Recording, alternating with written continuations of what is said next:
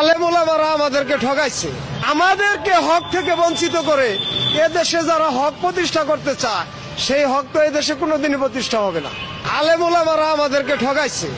ওই আল্লামা মামুনুল হক বলেন, ওই মিজানুর রহমান আজহারি বলেন, এরা আমাদেরকে ঠকাইছে। কিভাবে জানেন? যে ওনারা বলে যে খেলাফত এদেশে প্রতিষ্ঠা করা হবে, হযরত উমর রাদিয়াল্লাহু আনহুর শাসন ব্যবস্থা বাংলাদেশে আনা হবে। তো হযরত উমর রাদিয়াল্লাহু আনহুর আমলে তো একটা পাহাড়ে একটা দুর্গম মানুষের খবরও তিনি জানতেন। আর আমরা যে চোখের সামনে রিক্সা চালক নিপীড়িত হইতেছি, ওই আলেম ওলামারা তো একদিনও কয় না। আমাদেরকে হক থেকে বঞ্চিত করে এদেশে যারা হক প্রতিষ্ঠা করতে চায় সেই হক তো এদেশে কোনোদিনই প্রতিষ্ঠা হবে না। আল্লাহ পাক তো এই 2 নম্বরই পছন্দ করবে না। আলেম ওলামাদের দায়িত্ব ছিল যে আমরা রিক্সা চালক, আমাদের 60-70 বছর বয়স, আমাদের মানবাধিকার কি, আমাদের উপরে কি হক আছে, এই দেশে ইসলামের কি হক আছে আমাদের কাছে, আমরা এই রাষ্ট্রের কি হক পাই, এটা আমাদের চাইতে ওই আলেম ওলামারা ভালো জানে। কিন্তু ওনারা আমাদেরকে সিস্টেমে ঠকাইতে আছে। সিস্টেমে ঠকায় আমাদের তো কোনো জায়গায় তারা স্থানই দিচ্ছে না। দালাভাবে ডাকতেছে, রিক্সাওয়ালাগর পোশাক দেন শরীরে, তারা কি কোনো সমাজে যায় দাঁড়াইতে পারে? আলেম ওলামারা কি এটা দেখে না? হযরত উমর রাদিয়াল্লাহু আনহুর সময় তো কেউ বঞ্চিত হয়েছে না। ওই খেলাফত যদি এই দেশে চলে তাহলে আমরা রিক্সাওয়ালারা বঞ্চিত কিভাবে হলাম? আল্লামা মামুনুল হক কি জানে না? উনার মার্কা হইল রিক্সা। আল্লামা মামুনুল হকের মার্কা হইল কি? রিক্সা। তো এই রিক্সার চালক যে দুরবস্থা, এটা কি উনি জানে না?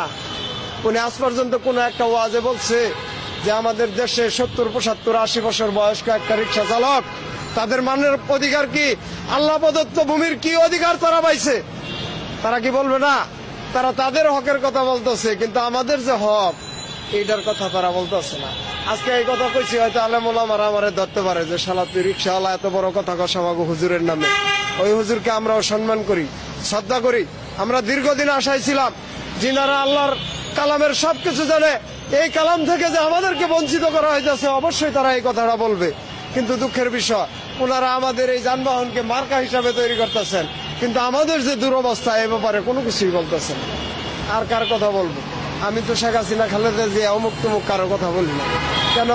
ওই নির্বাচনী ইশতেহার যখন আচরণবিধি ঘোষণা করে তখন কিন্তু নির্বাচন কমিশনই লিখে দেয় যে বুড়ারা না নেওয়া কয়টা রিক্সাওয়ালা করতে পারবো। তাহলে এটা কি ওই এমপি মহোদয়রা জানতো না? তারাও জানতো। তো সবাই মিলে একটা জাতিকে ঠকাইতেছে। আমি একলা বলে কি এটা পার করতে পারবো? তারপরে আমার যতটুকু সম্ভব আমি বলতেই থাকবো।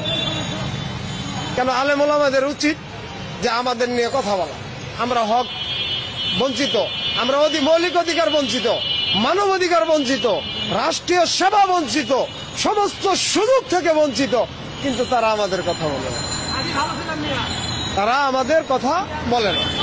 এখন আমার কথা হইলো, আমি আপনাদের মাধ্যমে কথাগুলো জাতির সামনে তুলে ধরতে চাই। আমি কারো উপরে অভিযোগ করতে চাই না, আমি কাউকে দোষারোপ করতে চাই না। যেহেতু দেশ নতুন ভাবে স্বাধীন হয়েছে, এই নতুন দেশ, নতুন স্বাধীনতা সবাই সমানভাবে ভোগ করবে। আমাদেরকে বাদ দেওয়ার যে পায়তারা করা হইতেছে, আশা করি জাতির সামনে এই পায়তারা দেশবাসী মেনে নেবে না। যেহেতু আমরা তাদের দুর্যোগে পাশে থাকি, সমস্ত দুর্যোগে আমরা তাদের পাশে ছিলাম। এই যে করোনার মধ্যে যে দুর্যোগটা ছিল, বাবার লাশ পোলায় ধরতে চাইছে না, আমরা কিন্তু হাসপাতালে নিয়ে গেছি। ওই নিউরো সায়েন্স আগারগাঁও, ওই মুগদা মেডিকেল, ওইসব জায়গায় কিন্তু আমরা নমুনা নিয়ে গেছি। আমরা কিন্তু ডরাই না।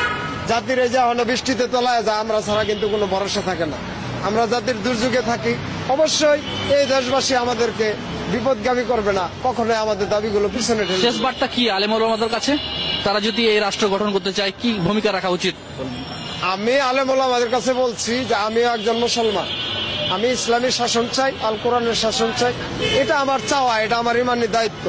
কিন্তু আমি আলেম ওলামাদের কাছে বলছি, আমরা রিক্সা চালক, আমরা অধিকার বঞ্চিত।